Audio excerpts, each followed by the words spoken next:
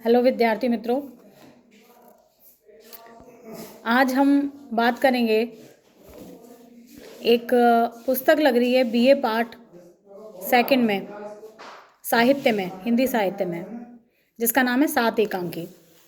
उसमें डॉक्टर राम कुमार वर्मा, जिनको हिंदी का मुख्य एकांकीकार माना जाता है, उनकी एक एकांकी लगी हुई है जिसका नाम है औरंगजेब की आखिरी रात।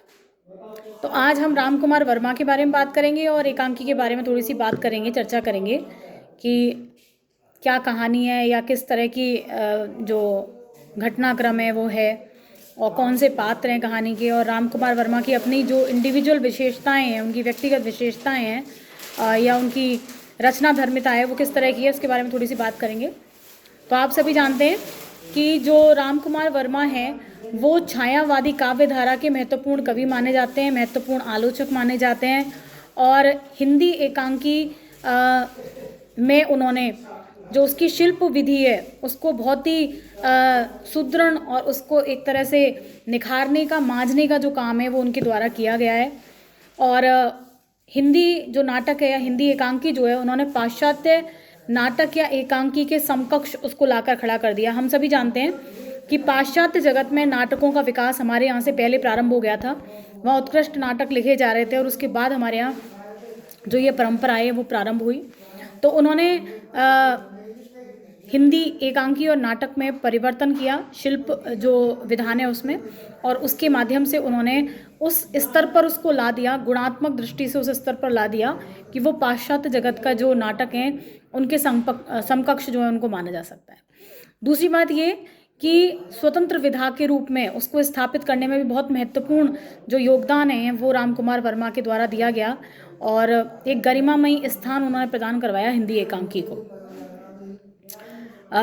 सबसे पहले उन्होंने बादल की मृत्यु नाम से एक एकांकी जो थी उसकी रचना करी, और उनकी जो एकांकी हैं उनमें दोनों शैलियाँ मिलती हैं। जो हमारी भारतीय शैली है उसके दर्शन भी होते हैं और पाश्चात्य शैली जो है उसके दर्शन भी उनको उसमें देखने को मिल जाते हैं। और राम कुमार वर्मा ही हैं जिन्होंने लंबे लंबे जो दृश्य हैं उनको उत्पन्न करने का काम किया या उनका प्रावधान रखा उसमें, और अभिनयात्मक जो एकांकी हैं वो भी उनके द्वारा उसके जनक माने जा सकते हैं।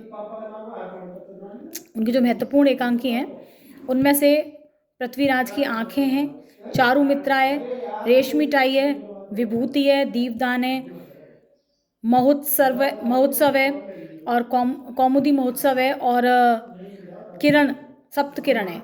इस तरह से उनकी कुछ महत्वपूर्ण जो एकांकियां हैं वो भी आपके सामने है। इसके अलावा जो राम कुमार वर्मा हैं उनकी जो एकांकी हैं उनमें दो तरह के जो विषय वस्तु है वो देखने के लिए मिलती हैं। एक तो सामाजिक विषय वस्तु और दूसरी विषय वस्तु जो है वो ऐतिहासिक है। ये दो स्वर मूल स्वर हैं उनकी एकांकियों के, और सभी में उन्होंने आदर्शवाद को स्थापित करने का प्रयास किया है। अलंकृत शैली है उनकी, और अगर इनकी एकांकियों को हम बांट दें तो दो भागों में, दो वर्गों में हम बांट सकते हैं। एक ऐसे वर्ग की एकांकी है जो पढ़ा लिखा है, मध्य वर्गीय, और दंपत्ति के मध्य, दाम्पत्य जीवन में उठने वाले जो द्वंद्व हैं, प्रेम संबंधी जो समस्याएं हैं, उनको उन्होंने अपनी एकांकियों में स्थान दिया है। और दूसरी वो एकांकी हैं जो ऐतिहासिक विषयों पर उनके द्वारा लिखी गई हैं, और सभी एकांकी जो हैं उनकी, चाहे वो ऐतिहासिक हों चाहे वो सामाजिक हों, उनमें आदर्श स्थापित करने का प्रयास उनके द्वारा किया गया है। ये उनकी विशेषता जो है वो मान सकते हैं आप। उन्होंने अपनी एकांकियों के माध्यम से त्याग की भावना है, उदारता है, क्षमा है, बलिदान है, सेवा है, ऐसे आदर्शों को समाहित करने का प्रयास किया है। क्योंकि गांधी जी से प्रभावित थे, इसलिए आदर्शवाद की स्थापना जो है उनके जो एकांकी हैं उनमें देखने को मिलती है। और राष्ट्रीय जो संदर्भ है वो उनकी एकांकियों में बहुत मुखरता के साथ या वो आपको कहीं दिखाई नहीं देंगे। राष्ट्रीय संदर्भ जो है उनका अभाव उनकी एकांकियों में कहा जा सकता है।